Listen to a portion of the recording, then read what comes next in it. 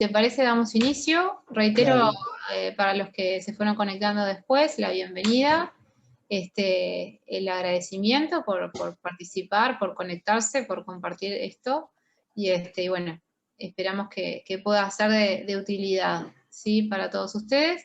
Y le doy pie a Alfredo para que pueda arrancar con la presentación. ¿Sí? Alfredo, todo Perfecto. tuyo. Bueno, gracias. Buenos días a todos. Un gusto de tenerlos. Agradezco como siempre el auspicio de APCU. Para comenzar a hablar de la tributación en el sector inmobiliario, pensado fundamentalmente desde el punto de vista de los promotores inmobiliarios, de los desarrolladores inmobiliarios, y en base a eso vamos a tratar, digamos, de situar el tema. De alguna forma, a contramano, digamos, de la situación global, el sector inmobiliario, el sector, digamos, de la promoción y ventas de inmuebles, es de los poquísimos sectores que ha crecido del punto de vista de la actividad, de la inversión, del empleo, en todo este proceso de pandemia que comenzó el 13 de marzo y que sanitariamente nos sigue preocupando hasta el día de hoy. Pero determinado tipo de medidas, apoyo a la vivienda promovida, apoyo a megaproyectos, situación regional, baja rentabilidad de inversiones bancarias, han hecho de que este sector, digamos, tenga un dinamismo propio que es importante del punto de vista de la inversión, del empleo y en general de toda la economía del país por el efecto multiplicador del empleo que tiene.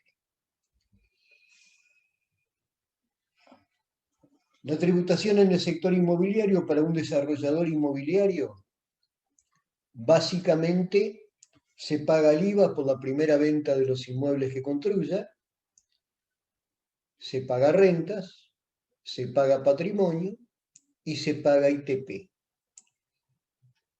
A ese régimen general vamos a empezar, Sabrina, si pasás la lámina, a ver las situaciones en distintos escenarios.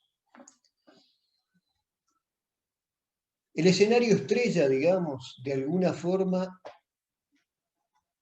a partir del 2011, fue la vivienda promovida, se llamaba vivienda de interés social, con ese nombre fue aprobada por unanimidad en el Parlamento por ambas cámaras. Luego empezaron a haber decretos con algún tipo de temas de topes que bajaron, digamos, la cantidad de proyectos presentados, pero al día de hoy, después de los decretos de abril del 2020, hubo un cambio muy importante.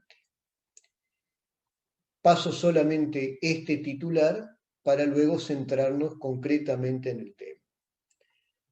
Megaproyectos surgieron en el año 2016, curiosamente cuando se le ponía topes a las viviendas promovidas, pero bueno, casualidades, causalidades, objetivamente fue así.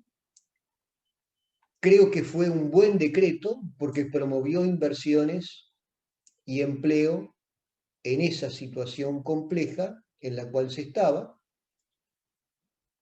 Vamos a hablar luego de otras exoneraciones al sector inmobiliario como proyectos COMAP y finalmente algunos casos especiales que serán tratados en un próximo webinar, regla candado, fideicomiso, entre otros. Vamos a decir alguna palabra de fideicomiso. La regla candado, simplemente un comentario de algo que es recurrente y no sé por qué no se soluciona de una forma más permanente que renovaciones anuales. ¿Qué es la regla candado? Cuando compramos un terreno para hacer un edificio. Si se le compra a persona física, no se puede descontar más del 48% de ese importe, que es la relación entre el IRPF que paga el vendedor del terreno, 12%, y el desarrollador un 25%. Para la construcción, en la medida que las obras comiencen y se inscriban en el BPS antes del 28 de febrero del 2022, se puede descontar el 100%. Pero acá vale la pena un asterisco. Siempre se termina prorrogando por un año más. Pero si yo hoy quiero analizar un proyecto, tengo la incertidumbre de si se va a hacer o no, seguramente que sí, pero ¿por qué no se hace una regla, digamos, o un decreto que en lugar de estar pidiendo luego que se renueve anualmente, se lo hace por 3, 4, 5 años o en forma permanente y se termina con esta situación? Seguimos, Sabrina. Vivienda promovida. Ex bis. Construcción de vivienda nueva, así como reciclaje, refacción o ampliación de vivienda para viviendas para la venta o alquiler. ¿Algún comentario que vale la pena hacer?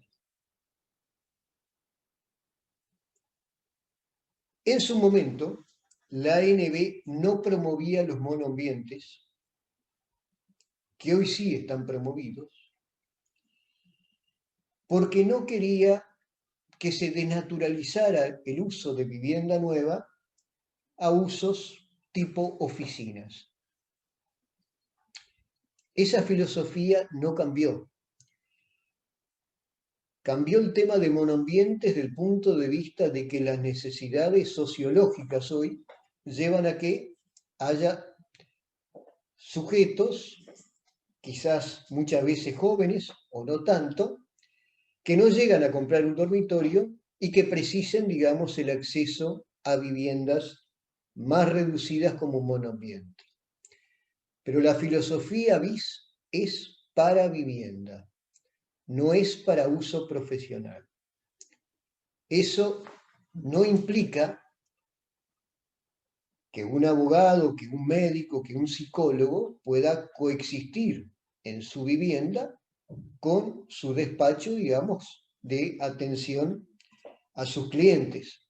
Lo que no puede ser, digamos, es una oficina con 5 o 6 funcionarios en un apartamentito bis. Y por eso se sugiere, y prácticamente todos los reglamentos dicen que es para vivienda. Venta o arrendamiento, pero arrendamiento con más de 6 meses en el año y no arrendamientos temporales, arrendamientos permanentes. Creo que es importante puntualizarlo porque muchas veces nos llegan consultas o comentarios y creo entonces, digamos, de que es un tema no menor.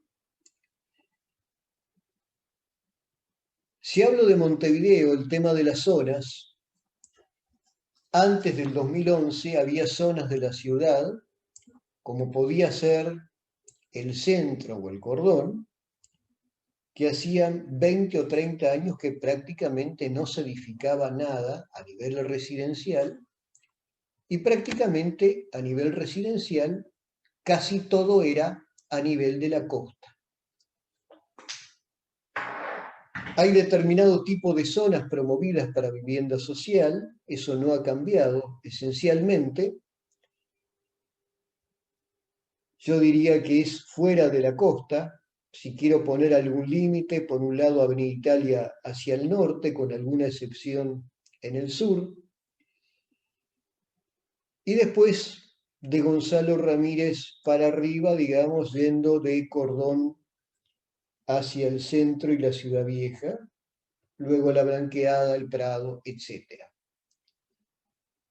En esas zonas es donde uno puede construir vivienda nueva para reciclaje, refacción o ampliación de vivienda. Si uno lo hace en la costa, no goza de los beneficios tributarios, con lo cual solamente podría alquilar, pero con determinados topes de precio que a mi juicio no lo hacen recomendables. En su momento se fijaron, no por ley, por decreto, topes para precio de ventas y arrendamientos. ¿Qué se consiguió con eso? Enlentecer el tema de la vivienda promovida. Se bajó muchísimo la cantidad de proyectos presentados porque un porcentaje de las unidades tenía que ir al Ministerio de Vivienda para que luego a precios topeados lo adjudicara entre posibles compradores que tuvieran determinada calificación. Creo que un gran acierto del decreto del mes de abril del 2020 fue eliminar los topes de precios y de arrendamientos, cambiar el mix de las unidades. Antes la mitad obligatoriamente debían de ser de más de un dormitorio. Los monoambientes no podían superar el 10% y no eran promovidos. Y hoy se puede hacer cualquier mix de unidades. Los monoambientes que ya están promovidos no pueden ser mayores del 25% del resto de la vivienda promovida, pero hay otro grado de flexibilidad importante. En un edificio que uno hace, puede perfectamente haber algún local comercial que no está promovido, por el cual sí se pagan todos los impuestos, no debería superar el 20% del metraje y del número de unidades. Una cosa importante es el tema de amenities. Edificios con más de 20 unidades tienen que tener obligatoriamente un amenity, un salón de uso común u otro, o barbacoa o afín, de por lo menos 35 metros, para darle comodidades a los que van a vivir en esa vivienda promovida. Algo más importante que era el sistema anterior, que decía que podía haberlo, ahora tiene que haber. Es un mínimo, no es un máximo. Seguimos, Sabrina. ¿Y cuáles son los beneficios tributarios de la vivienda promovida? Exoneración de IRAE para la primera venta de vivienda, hasta 9 años después de culminada la obra. Exoneración de impuesto al patrimonio por obras en construcción desde el ejercicio que se solicita a la ANB, la promoción hasta el año que se terminen las obras, pero las unidades terminadas hasta 3 años después de terminadas las obras.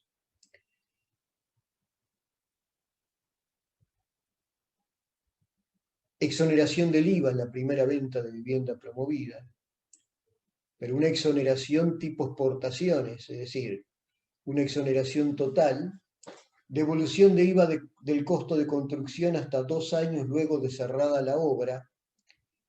Acá me quiero enfatizar un poco. ¿Qué es el IVA del costo de construcción?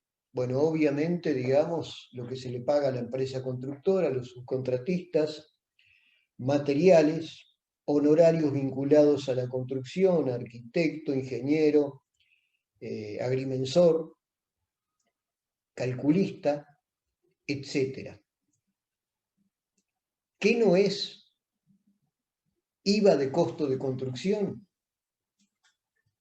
IVA de gastos administrativos, IVA de honorarios de escribano, abogado, contador, IVA de marketing, IVA de comisiones de venta. Esos IVAs no se recuperan. Seguimos un poquito más.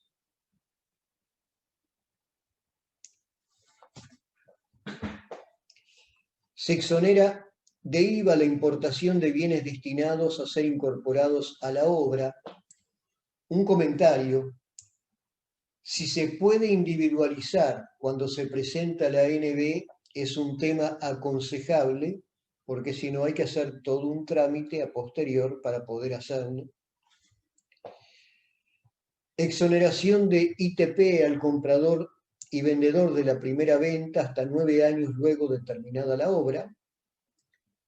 Exoneración del IRAE 100% por 9 años a los alquileres.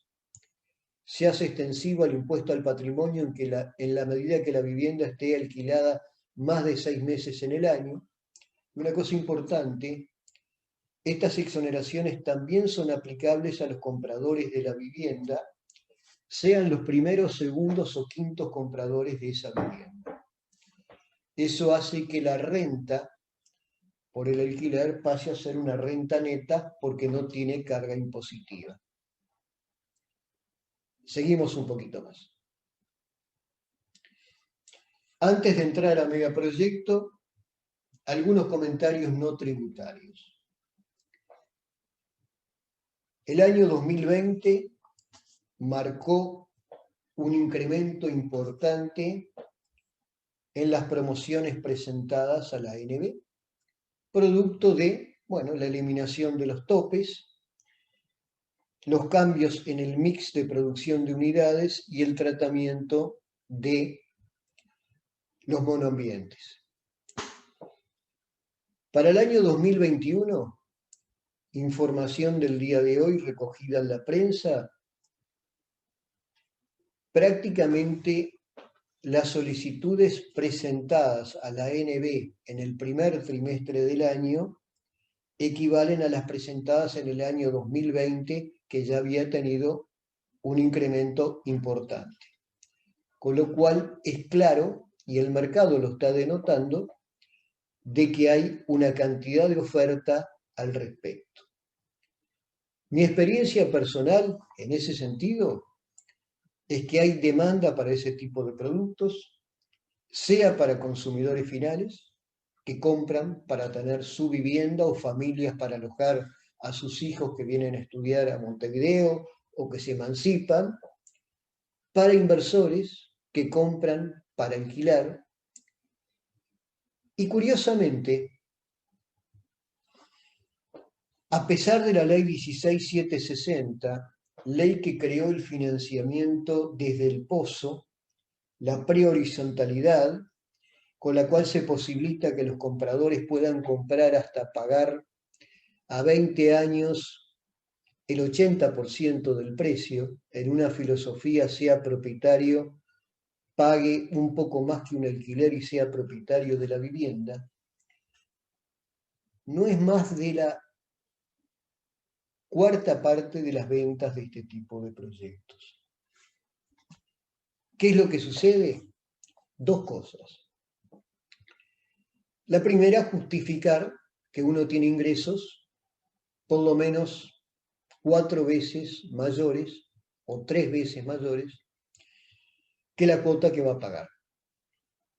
Segundo, y que está relacionado con lo primero, que las tasas de interés que cobran los bancos para los compradores finales son importantes a nivel internacional.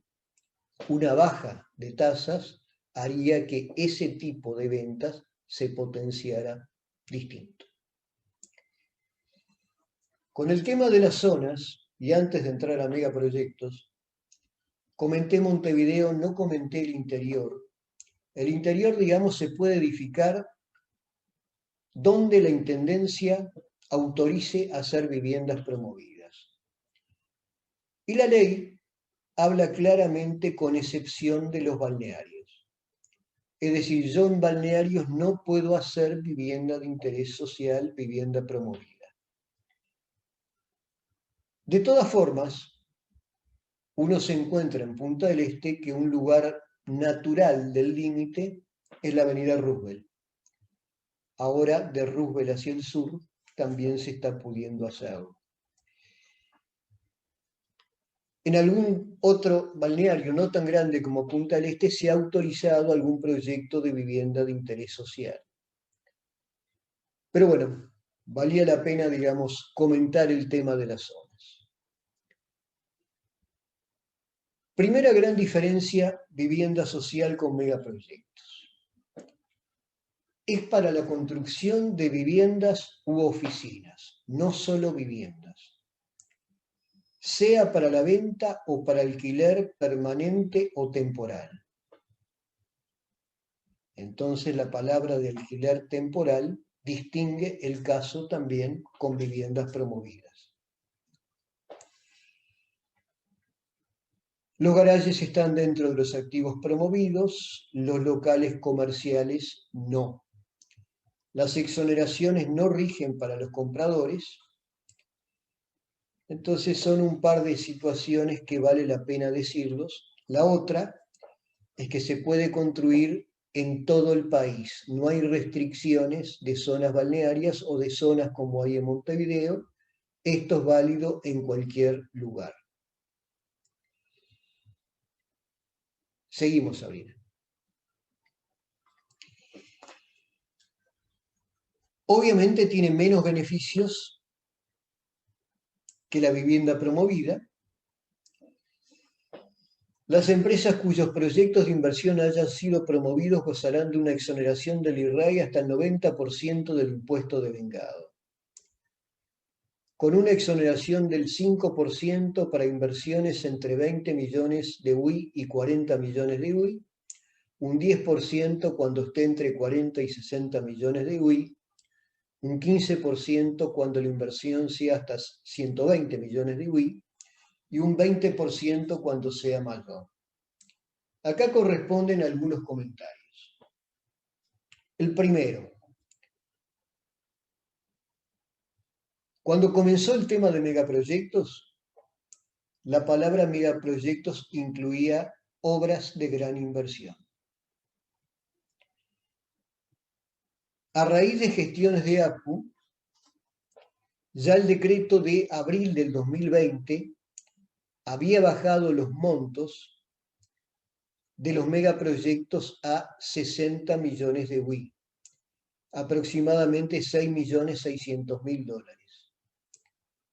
Y luego en octubre, gestiones mediante de APU, para los que no eran ni vivienda social ni megaproyectos, pero que quedaban en situación no competitiva con los megaproyectos, se bajó ese monto a 20 millones de UI, 2.200.000 dólares, números que van cambiando todos los días por la cotización de la UI y del dólar, con lo cual gran parte de lo que se construye en Montevideo puede ser un pequeño megaproyecto con la paradoja, digamos, de usar la palabra pequeño al lado de mega, pero de alguna forma situarlo en niveles competitivos para que una gran inversión no tuviera muchas ventajas que una inversión de un promotor medio. Voy a poner un ejemplo cualquiera. Entre 20 millones y 40 millones de UI, 3 millones de dólares de inversión fuera del terreno y sin IVA en una obra. Tiene una exoneración de impuesto a la renta de 150.000 dólares, 5% de 3 millones. Eso implica que si gano hasta 600.000 dólares, voy a tener contemplado el IRAI, del cual el 90% lo voy a pagar con ese crédito virtual que me da la exoneración y un 10% en efectivo. Una empresa que en ese ejemplo gane 3 millones de dólares, debería pagar 600.000 dólares de impuesto, está exonerado del 90%, 540.000, perdón, voy hacia atrás. Una empresa que gana 600.000 dólares, paga 150.000 dólares, se exonera el 90%, 135.000 y paga 15.000 dólares de impuesto. Es una exoneración realmente importante en cabeza de la sociedad que presenta el megaproyecto. Vale la pena el comentario. El megaproyecto es en un lugar, no puedo sumar dos proyectos para configurar un megaproyecto. Exoneración de patrimonio por terreno y mejoras por 8 años en Montevideo y por 10 años en el interior del país, y por el equipamiento de áreas comunes por toda la vida útil de los mismos. Seguimos.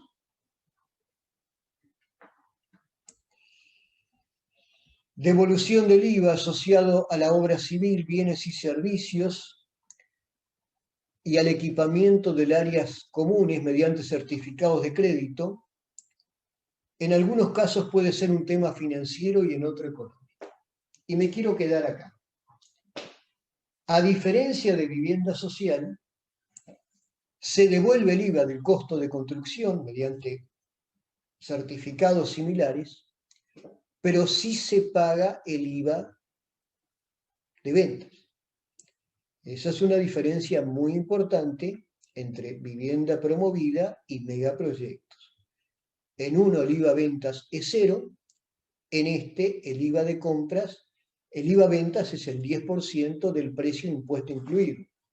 Si yo vendí un inmueble en $110.000, bueno, 100.000 es venta y 10.000 es IVA. Obviamente es un tema financiero la devolución del IVA compras, en lugar de pagarle al proveedor durante la obra, le voy pagando con certificados. En algún caso puede ser un tema económico. Si yo hiciera un edificio de oficinas para alquilar, no voy a tener IVA ventas cuando luego las venda después de X años, porque lo que está grabado con IVA es la primera venta de un inmueble nuevo. Y ahí el tema no es solo financiero, sino también es económico. Obviamente esto no es binario. Si yo vendo medio edificio y alquilo medio edificio, bueno, no tendrá el efecto económico del 100%, pero tiene un efecto económico por las unidades que destino a arrendamiento y que años después los vendo. Exoneración de tributos en la importación, esta es más amplia que la de vivienda social. Equipos, máquinas y materiales destinados a la obra civil y equipamiento de las áreas de uso común, importados directamente por la empresa promovida, no por otro agente, siempre que no sean competitivas con la industria nacional. Cuando se exoneraba el IVA en vivienda social, no estaba el tema de que fuera competitiva o no. Seguimos.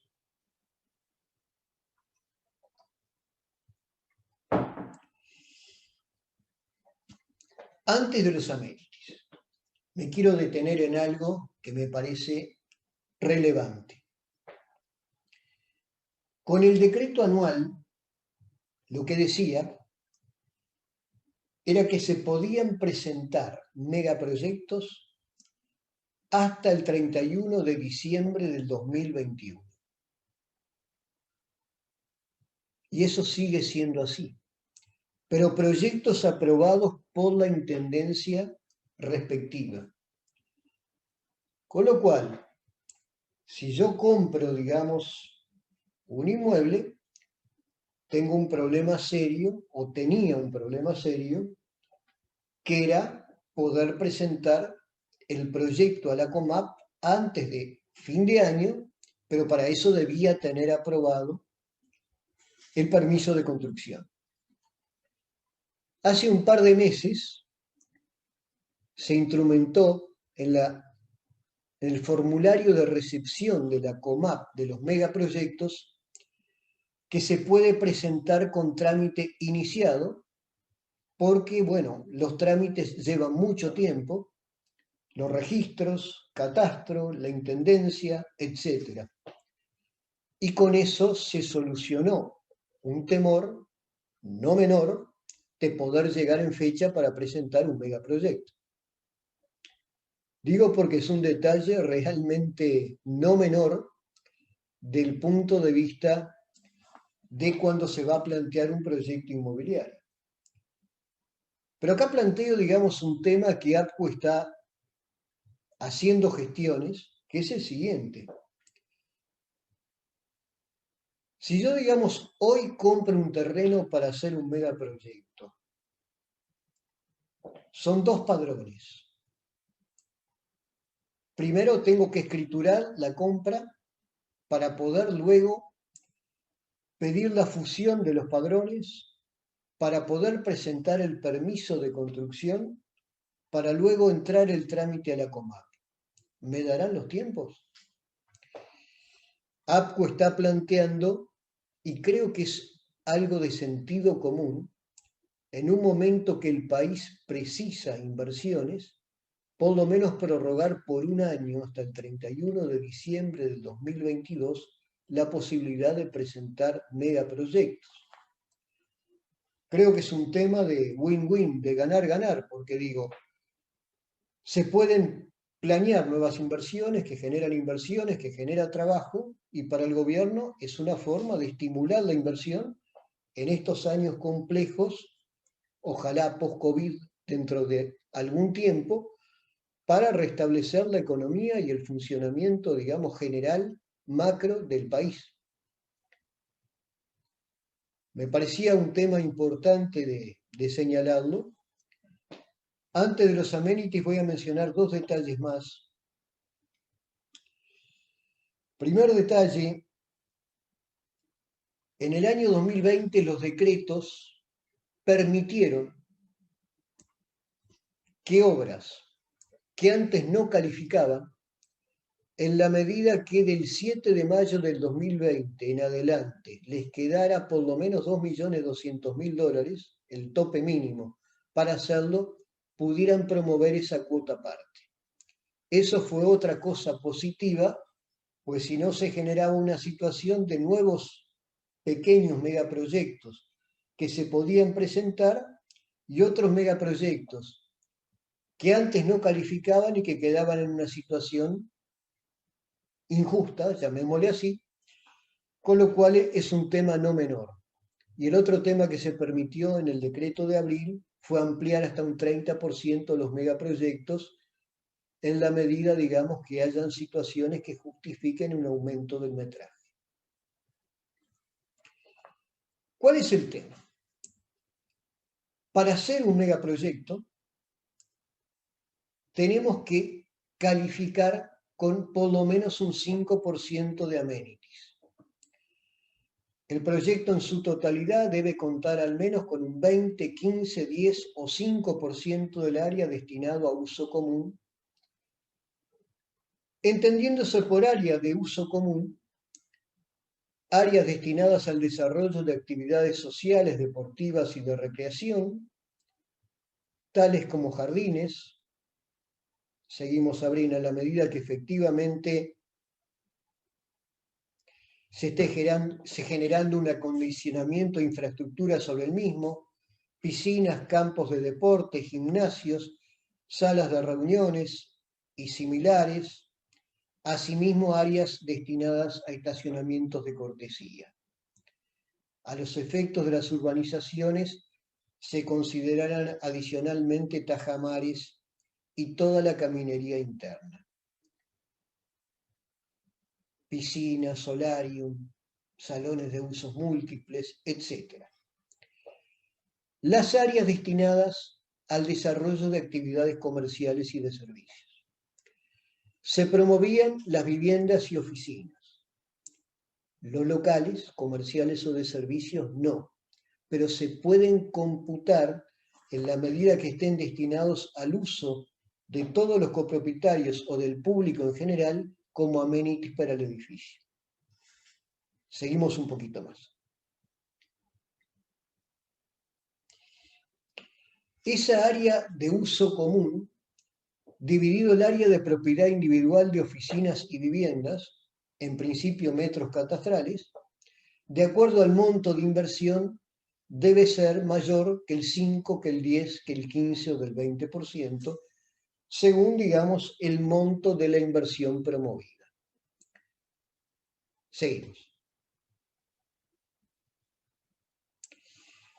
El área de propiedad individual de oficinas y viviendas se desprenderán del plano de mensura y fraccionamiento, criterio intramuros, y se deberán incluir en el área de propiedad de viviendas o oficinas el área de terrazas, balcones y patios que sean del uso exclusivo de cada una de estas unidades.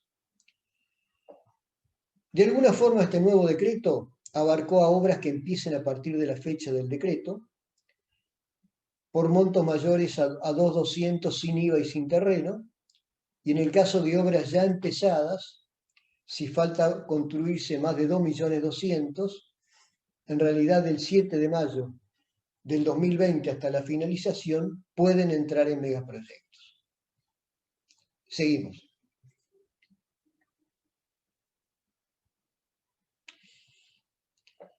Antes de otras exoneraciones. Yo hablé de los tiempos que llevan las cosas. Tiempos en los registros, tiempos en catastro, tiempos en la intendencia, tiempos en la COMAP también. No es que uno lo presenta y a los 60 o 90 días sale aprobado, todo lleva meses y paciencia.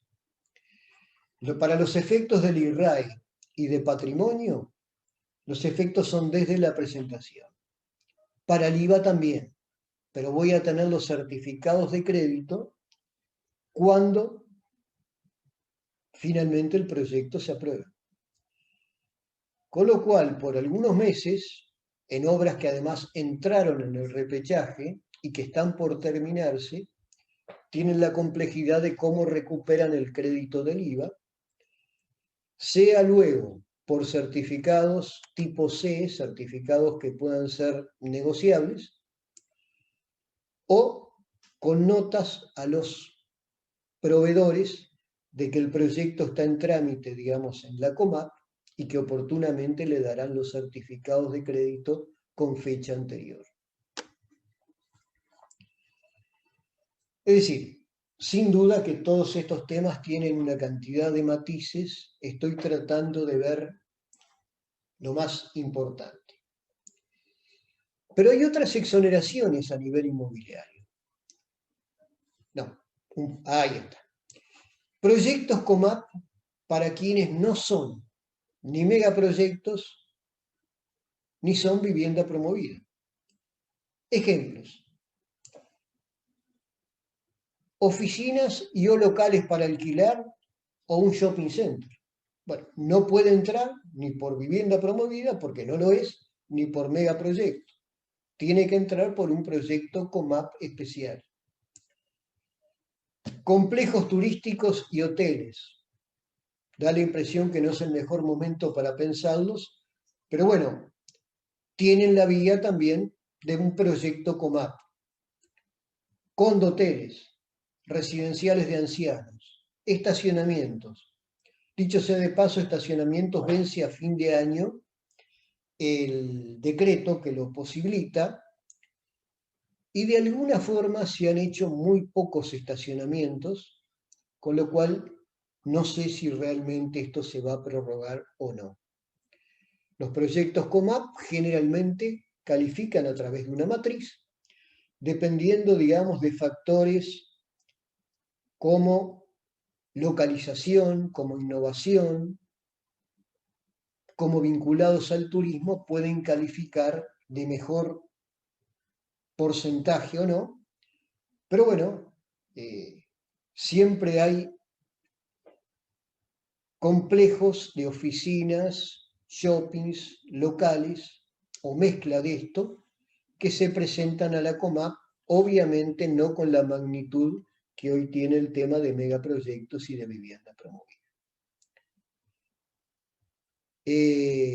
¿Algún comentario que no hice?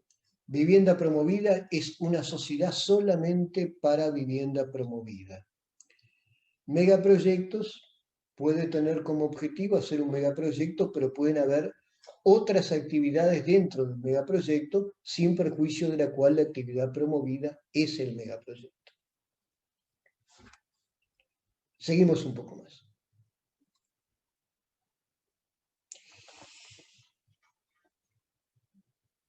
En su momento, cuando uno piensa, digamos, todo lo que quiere decir, dice, bueno, pero yo podría haber puesto en el tema de los inmuebles fideicomisos, regla candado, utilidad estimada, utilidad diferida, habitualidad en la venta de inmuebles, permutas, canjes, pagos en especie.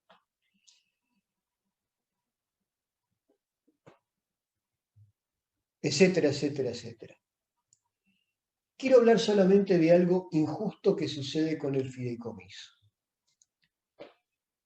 El fideicomiso es un instrumento que tributariamente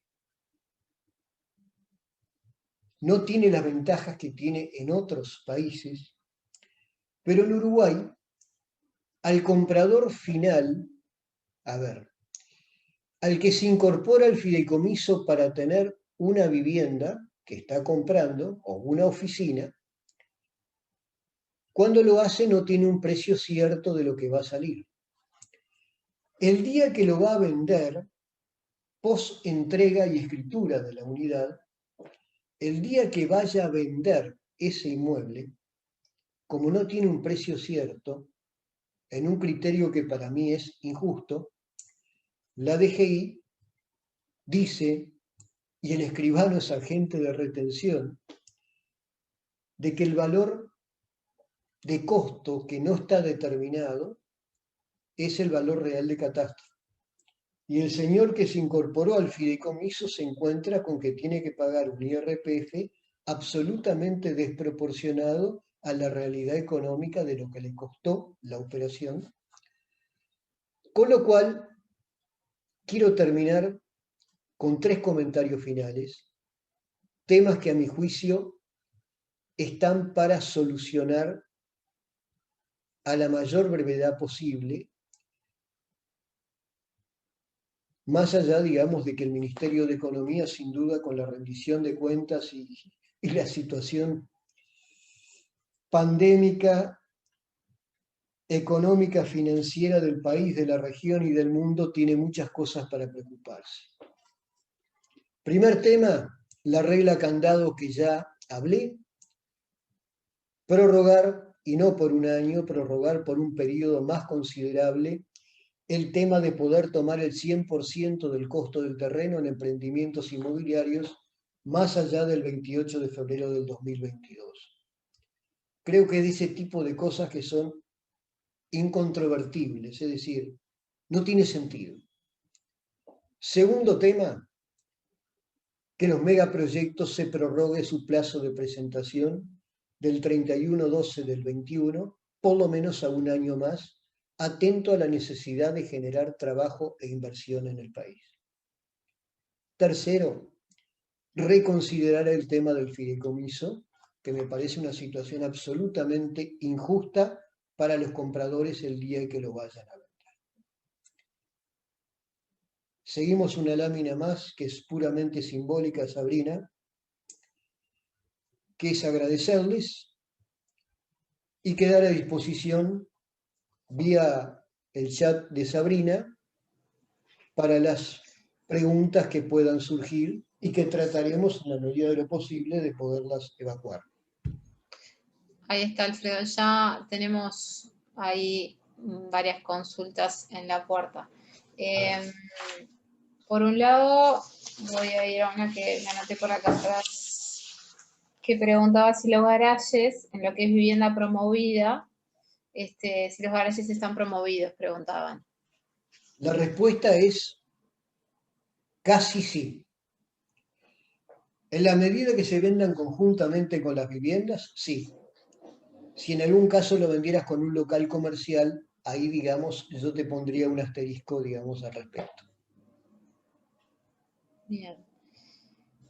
Bueno, aquí alguien que agradece por el webinar y consulta. Finalmente, ¿cómo queda hoy en día el tema de las fechas para megaproyectos? Si se compró hoy un terreno, ¿debo lograr la aprobación del permiso de construcción antes del 30 de diciembre o también entra en la COMAP antes de dicha fecha? ¿Podés repasar el tema tiempos de demora actuales, por favor? Con todo gusto, porque es algo que nos preocupa y nos ocupa. Yo tengo que entrar con las disposiciones actuales, necesariamente haya comprado el terreno hoy o hace un año, el megaproyecto, hasta el 30 de diciembre del 2021 a la COMAP. Para eso, preciso tener ya no el permiso aprobado por la Intendencia, sino por lo menos el trámite iniciado para poder entrarlo en la COMAP. Y vale la pena el comentario. La COMAP me lo va a empezar a estudiar cuando tenga el permiso presentado. Pero bueno, por lo menos pude presentarlo. Eso es lo que APCU de alguna forma está tratando de prorrogarlo, porque si no, ¿quién va a comprar un terreno, digamos, a partir de mañana? Si no sabe si va a llegar al 30 de diciembre, temas de registros, temas de catastro, temas de la intendencia, a poder presentar las cosas, no hablemos si tiene que unificar padrones, si va a poder llegar a presentarlo. Lo que te crea una situación de incertidumbre y nerviosismo. Bien. Maricel Brasesco consulta, buenas tardes. ¿Cuándo se considera la primera venta a efectos de la tributación del IVA y los anticipos de IRAE e IP? ¿Con el compromiso firmado durante la obra o con la entrega de la unidad? Yo te diría que son dos situaciones distintas. El IVA es a partir de la fecha de la entrega real o ficta de la unidad, en castellano antiguo, cuando entregás la unidad, entrega real, y si alguien no la quiere ocupar, cuando le das la ocupación ficta para que empiece a pagar los gastos comunes y demás impuestos. Para rentas, los anticipos de rentas desde que firmaste el primer compromiso de compraventa. Bien.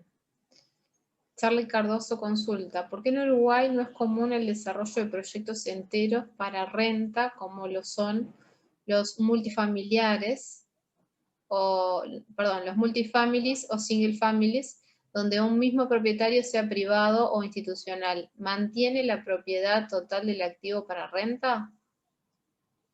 Yo te diría que ahí habría, digamos, a mi juicio, dos situaciones distintas. En primer lugar, nada te impide que una sociedad haga todo el edificio para alquilar. Es más, algún proyecto grande muy cercano a World Trade Center, un 75% del edificio va a ser para rentar. Y mantiene esa sociedad los beneficios de acuerdo a la ley de megaproyectos. Si hablamos de un tema de vivienda social, la misma historia y por 9 años después de terminado tenés todos los beneficios en la medida, digamos, de que alquiles esas unidades. ¿Qué es lo que sucede? En general, a mi juicio, los desarrolladores inmobiliarios, en términos de rentabilidad del proyecto, piensan primero en vender. Y la opción es alquilar si no han llegado a un nivel de ventas. Y entonces dicen, bueno, entre tener barco parado, mejor que genere fletes y lo arrendamos y si a lo mejor luego lo vamos vendiendo alquilado también. Pero no le veo inconvenientes o limitaciones al respecto. Bien. Alma Torieli consulta, hola, ¿hay tope de precio de venta para vivienda de interés social? Por suerte no sería la respuesta. Por muchos años lo existió, no lo hay y eso explica el por qué, digamos, explica el por qué han crecido tantos. Dije que no y te voy a hacer una aclaración. Si quisieras hacer vivienda en Positos estaría topeado a valores tan imposibles que no lo podés hacer. Ahí va. Maricel, pero no he visto un solo proyecto de vivienda social en Positos. Vale también el comentario. No. Bien. Maricel Brasesco consulta, ¿se piensa bajar el mínimo de inversión para megaproyecto? No entendí la pregunta, perdón, Sabrina. ¿Se piensa bajar el mínimo de inversión para megaproyecto? Entiendo que ya se bajó. Sinceramente no estoy enterado, creo que el mínimo que tienen hoy es muy razonable. Incluso en APU, el día que hicieron el anuncio, se mostraron favorablemente impresionados por la razonabilidad, digamos, del monto. Yo diría que una obra de más de 1.600, 1.700 metros construidos califica. Y bueno, por eso hablamos de pequeños megaproyectos. Pero no estoy enterado, digamos, si se piensa bajar eso. Bien, bajar nuevamente. Gabriel Segalarva nos pregunta, lo más grave son las demoras, nos comenta, lo más grave son las demoras en las diferentes oficinas públicas. En lugar de hacer pruebas indefinidas, ¿no se podría hacer aprobaciones express o tácitas mientras registros, fusiones, permisos, cautelas, etcétera, se resuelven? Me encantaría. Sin duda, pero no depende. Al contrario, cuando pasaste de lo presencial al tema, digamos, por internet, se demora más que lo otro porque, bueno, también me tenés que traer una vía física y la persona que antes iba todos los días ahora va una vez cada tanto y no la localizás. Es decir, es en algunos casos, no quiero exagerar tampoco, es una carrera de obstáculos. Bien, Joaquín Fernández, ¿los gastos de ocupación están exonerados también por vivienda promovida? Sí, en la medida, digamos, que los factures el mismo día, es una prestación accesoria de la prestación principal y están promovidos. También vale la pena, en megaproyectos pagan el 10% de IVA, como la primera venta también. El tema es facturarlos conjuntamente. Bien, Santiago Winterhalter, no sé si lo estoy pronunciando bien, nos pregunta, bueno, agradece por la conferencia y decía, ¿sería posible por favor que mencione nuevamente el ejemplo de la inversión de megaproyecto de 3 millones y de Sí, 600.000 de ganancia? con gusto. Yo lo que planteé es una inversión de 3 millones de dólares y me entreveré un poco en el ejemplo, así que es más que correcto, digamos, el tema. Tiene un crédito de impuesto a la renta del 5%, $150.000. Voy a poner un ejemplo. Terminé ganando $500.000 en el proyecto. El 25% de impuestos serían $125.000. A pesar que tengo $150.000, no puedo decir que tengo cero para pagar, porque lo máximo que me autorizan es el 90% de 125.000. Pagaría 12.500, es decir, pagaría una tasa del 2,5%. Si en lugar de ganar 500, ganara 700.000, bueno, ahí el tema sería un poquito más complejo. Tendría $175.000 para pagar el 25% de los 700, restaría los 150 que tengo para pagar y de alguna forma, digamos, tendría que pagar más porcentaje que en el caso anterior. Ahora, una obra de 3 millones no es fácil que dé más de $600.000 antes de impuestos. Puede pasarlo y si pasa, bienvenido sea. Gustavo Fernández Lazo consulta, buen día. ¿La ley 16760 permite crédito de 20 años? ¿No influye que no estén adjudicados los números de padrón de cada apartamento? Yo te diría, digamos, es una excelente pregunta, digamos, para explicar algo de la ley 16760. La ley 16760 lo que crea es la copropiedad antes de empezar el edificio. De alguna forma, arrancamos ya con plano de proyecto de fraccionamiento y reglamento de copropiedad, el edificio, y el edificio accede a un crédito hipotecario para su construcción por parte de un banco privado. Una vez el Banco de la República se equivocó y pensó que estaba comprendido. Pero bueno, eso es otra historia. ¿Cómo se le devuelve el préstamo hipotecario, digamos, al banco? Básicamente gravando las distintas unidades que se hacen en el edificio. Si yo tengo un edificio que me prestaron $1,500,000, 50 unidades, supongamos que son iguales, puedo gravar las 50 unidades con un gravamen determinado. Podría grabar solamente 40 y 10 que quedaran en cero porque son compromisos que yo quiero vender sin el tema del gravamen hipotecario. El comprador que quiera comprar esas unidades,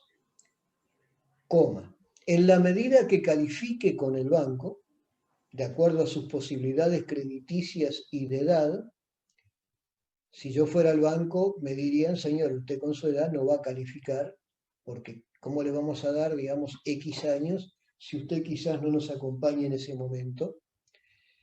le puede llegar a dar 15 o 20 años hasta el 80% del precio, en la medida que el valor de tasación que le dé el banco coincida, digamos, con los precios actuales.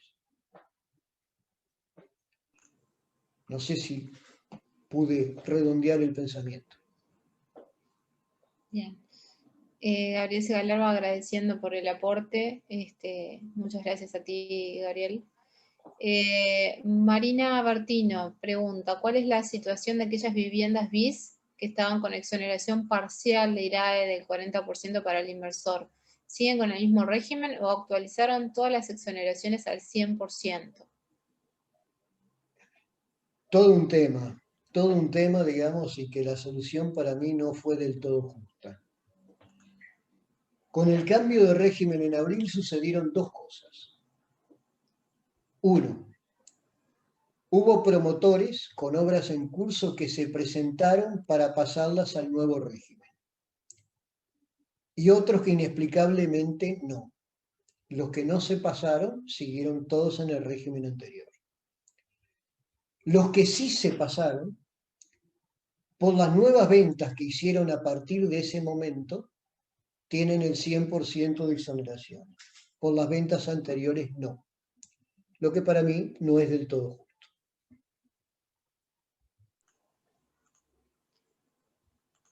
Bien, Álvaro Bolón pregunta, en vivienda BIS tenía entendido que las exoneraciones de IRAE y IRPF sobre el valor de alquiler solo se traspasaban en la primera venta. ¿Esto sigue así? No, es para cualquier comprador. Segunda, tercera o cuarta venta, no importa. El tema es que esté en los plazos de los 9 años después de terminado. Quizás ahí confunde con el ITP que sí, solamente es en la primera venta. Exactamente. Y una cosa también que vale la pena mencionarla, que gracias Sabrina, No. es que el comprador de vivienda social que luego revende su vivienda, además de pagar el ITP, va a pagar el IRPF. Ahí va. Juan Núñez pregunta, en el caso de ventas financiadas por el propio promotor en dólares, ¿cómo se debe tributar el IRAE? Ya que la diferencia de cambio año a año genera una utilidad ficta que castiga muchísimo esa venta y financiación. ¿Hay alguna manera de diferir o no tributar IRAE sobre esa diferencia de cambio? No, en la medida que la financie el comprador directamente, en la medida que la financie el promotor directamente, no. Podrá ver si le quiere ceder la cartera a un banco y digamos, realizarla de alguna forma, pero si la mantiene en su activo, también vale la pena, digamos, y es buena, digamos, digo, la pregunta además tiene matices. Lo que está exonerado, tanto en vivienda social como en megaproyectos, es la tenencia de los inmuebles, no los saldos a cobrar. Si yo tengo saldos de deudores varios, esos saldos deberían pagar impuesto al patrimonio y renta por la diferencia de cambio. Bien. Jorge Curvelo plantea un proyecto de 2 torres, del cual está terminada una y la totalidad de los amenities del proyecto. La segunda torre supera largamente los 22 millones de dólares. ¿Puede presentarse como megaproyecto? A ver, Perdón, los 2.200.000 dólares. yo te diría lo siguiente. Quiero tratar de entender el tema. Son 2 torres, se hizo la primera y ahora se va a hacer la segunda. Si supera los 2.200.000, no habría ningún inconveniente, salvo los tiempos, para poder hacerlo. Claro. De la primera, o sea, está terminada la primera torre y la totalidad de los amenities. La segunda torre supera largamente los 2.200.000. Es más, yo ¿Puede la duda que presentarse como tengo, megaproyecto? yo te diría sí. Yo no sé si no presentarlo como una ampliación del megaproyecto anterior si es en el mismo terreno. Ok. En la medida que se permiten ampliaciones hasta el 30%, o si no, presentar un nuevo megaproyecto. Las dos opciones son válidas. Bien. Jorge te agradece Alfredo especialmente, un excelente profesor. Se ve que te conoció como docente. Bueno, muy amable por el concepto. Maricel Brasesco, quedó claro lo de los anticipos que se deben pagar desde la firma de compromiso, pero ¿se deben hacer igual aunque el proyecto sea promovido? No. Si es un proyecto bis, no. Si es un proyecto de megaproyecto, sí. Ok. Aquí otra pregunta de María que dice, hola, gracias, seguimos manteniendo que IVA por la venta se puede exonerar en caso que no sea un bien nuevo. Es decir, que para que tribute el IVA mínimo se den ambas condiciones, primera enajenación y nuevo. Sí, ahí vale la pena algún comentario. Normalmente en el esquema tributario uruguayo sale la ley y luego sale un decreto reglamentario que te agrega, digamos, cosas más restrictivas, recargando la carga tributaria. En la reforma tributaria se creó el IVA a la primera venta de inmuebles. Con lo cual, que fuera nuevo o que no fuera nuevo no era el tema. Pero el decreto estableció la primera venta de inmueble nuevo. Y ahí, si querés, complemento la pregunta, bueno, ¿cuándo deja de ser nuevo? Y nunca se contestó. A diferencia del tema de la habitualidad, que es claro que cuando vendés más de 2 unidades en el año, sos habitual, más allá si las vendés en el mismo acto al mismo comprador, si la tuviste más de 10 años en tu poder o si las heredaste. Con el tema de la primera venta de inmueble nuevo está el sentido común. Si yo tuve algo en mi poder X años, no me pregunten cuántos son los X años, lo alquilé, le saco fotos y está visiblemente usado, yo creo que dejó de ser un inmueble nuevo. Si lo alquilé por 90 días y después lo vendo, para mí sigue siendo un inmueble nuevo.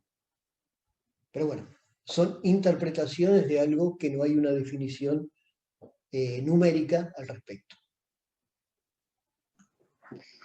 Sigo con una pregunta de Andrés Ledesma. ¿Los arrendamientos en zona 2 están 100% exonerados, aunque sean proyectos ya terminados y no bajo la reglamentación vigente? A ver si me puede, digamos, señalar cuál era la zona 2 que no la tengo de memoria.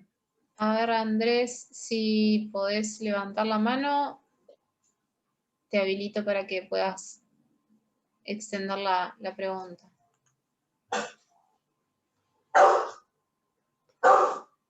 Un segundo.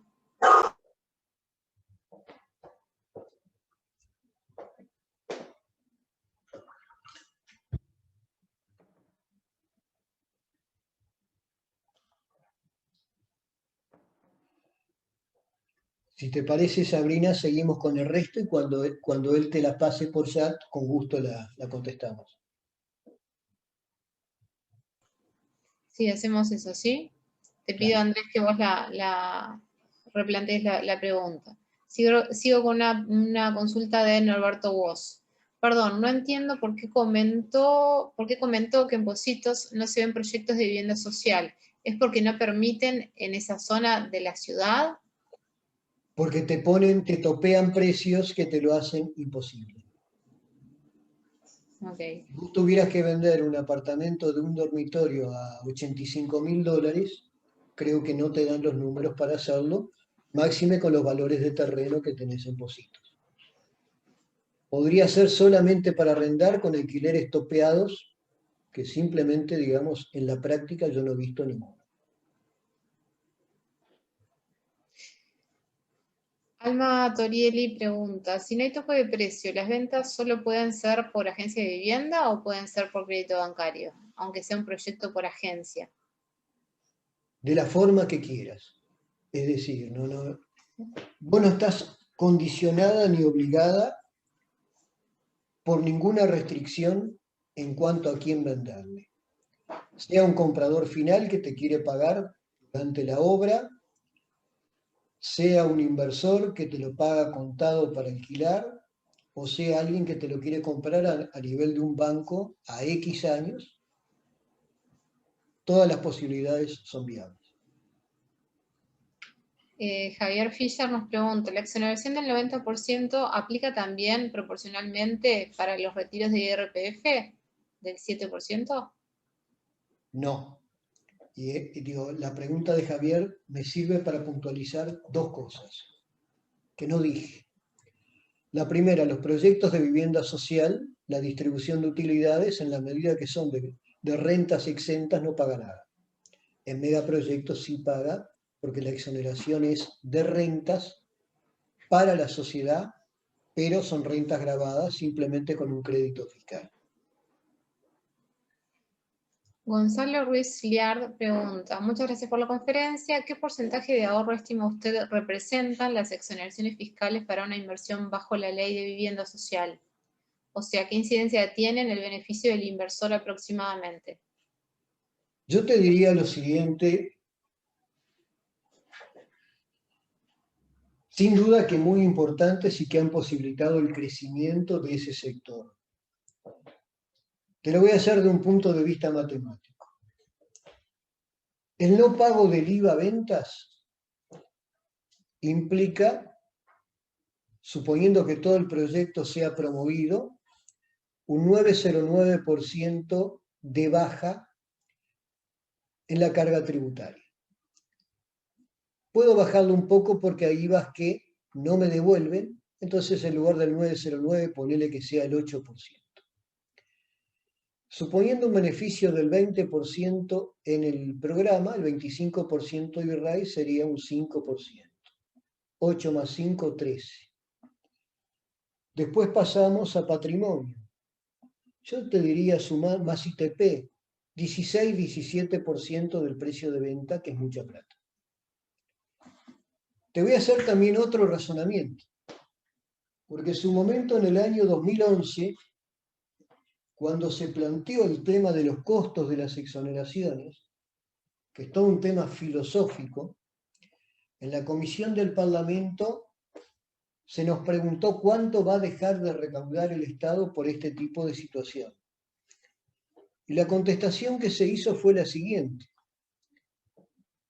¿Cuánto se recaudó en toda la zona de vivienda social en los últimos 20 años de impuestos por esa actividad?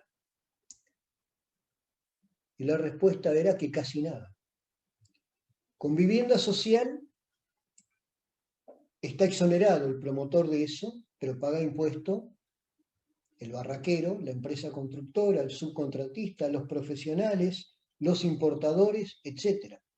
Entonces hoy se está recaudando mucho más que antes en zonas que no se construían.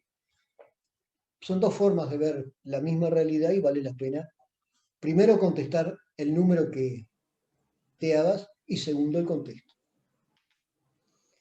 Alfredo Andrés Mokoki nos hace el siguiente planteo.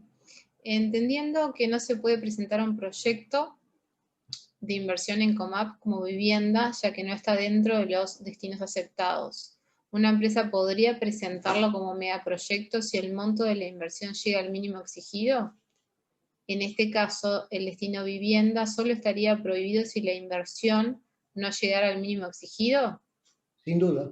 La pregunta sería si hay otras diferencias entre proyecto de inversión a megaproyecto, además del monto de inversión. Ninguna. Por lo que entiendo, para megaproyecto la empresa ya puede tener otras actividades y rentas anteriores a exonerar. Bueno, son varias preguntas En una, sí. Pero digo, yo lo que digo es lo siguiente. Hoy podés presentar un pequeño proyecto de viviendas en la medida que califique con 2.200.000 el proyecto promovido. Voy a edificar en la zona del World Trade Center, por poner un ejemplo cualquiera, una serie de unidades para vivienda y o para oficinas que superan los 2.200.000. Eso califica. Vas a tener un crédito de impuesto a la renta. Si en esa sociedad tenés otra cosa, ¿cómo usás el tema de la exoneración de rentas? Es un tema tuyo y del colega que esté asesorándolo, pero es una exoneración a la sociedad.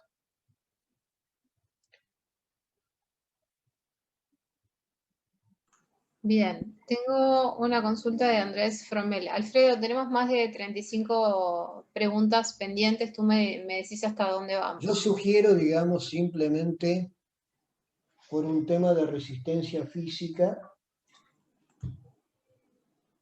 Además, anoche terminé muy cansado porque falleció mi perrito después de 17 años. Vamos a hacer las 3 preguntas finales y con gusto, si alguien después quiere contactarnos por mail, quedamos a disposición. Sí, les va a llegar un mail sobre consultando sobre el webinar, así que ahí pueden plantear las preguntas que hayan quedado pendientes, ¿sí? Andrés, La sí. verdad que han sido más interesantes las preguntas que la charla. Han despertado muchas consultas. Andrés Fromel plantea, en algunas viviendas promovidas se exoneraba el 40% del IRPF en arrendamientos y no el 100%.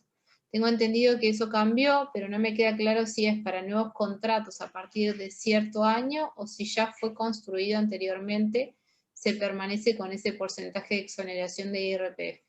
Yo En traté, la digamos, práctica, ANDA y Contaduría están tomando diferentes criterios como agentes de retención en idénticas unidades arrendadas. varios comentarios. El tema se están tomando distintos criterios en distintos casos o los casos son comparables. A ver, un edificio, los edificios que se empezaron después del decreto, sin duda que tienen el 100% todos. El que estaba en construcción y solicitó acogerse, para lo cual había un plazo X hasta el mes de agosto,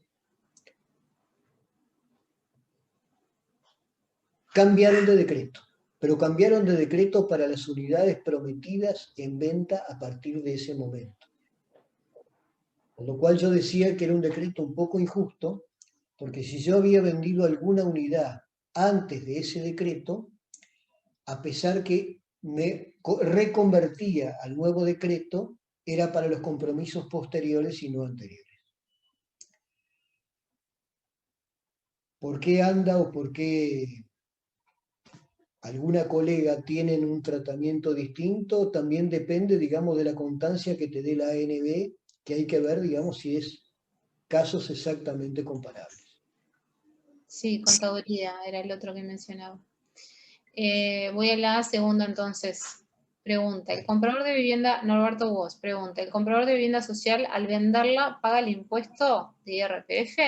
¿No es que se ¿Sí? mantiene la exoneración por la segunda y tercera venta?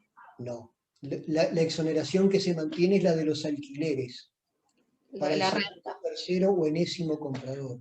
Pero el Ahí va. IRPF, lamentablemente, sí hay que pagar. Igual que... Bien, ahí va.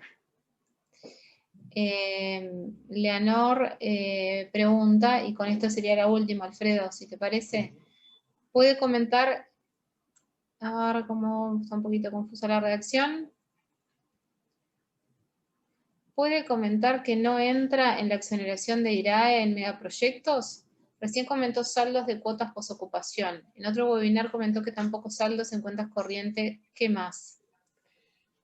A ver, lo que yo digo es lo siguiente, no es que no entre. La pregunta que me hicieron eran si las diferencias de cambio generaban rentas. Sí, generan rentas. Si vos tenés un saldo pendiente del tema del megaproyecto, es usarlo para todo tipo de rentas que tengas. El tema de la pregunta que me hicieron por la diferencia de cambio era si la diferencia de cambio pagan impuestos. Sí, en la medida que no tenga saldo del megaproyecto. Bien. Bueno, y con eso sería la última, Alfredo, la última pregunta. Yo ¿Te diría que parece? sí, agradecerles a todos por la participación y bueno, quedamos a disposición. Cualquier duda la canalizan a través de la página y trataremos de respondérselas a la mayor brevedad posible. Ahí está, allí tienen el correo y les va a llegar en forma automática también un correo para saber su opinión sobre el webinar y ya ahí pueden aprovechar a plantear la consulta que haya quedado pendiente. ¿Sí? Les agradecemos muchísimo a todos la asistencia y quedamos en contacto. Comparto totalmente. Gracias. Muy amable, Gracias. buenos días. Chao.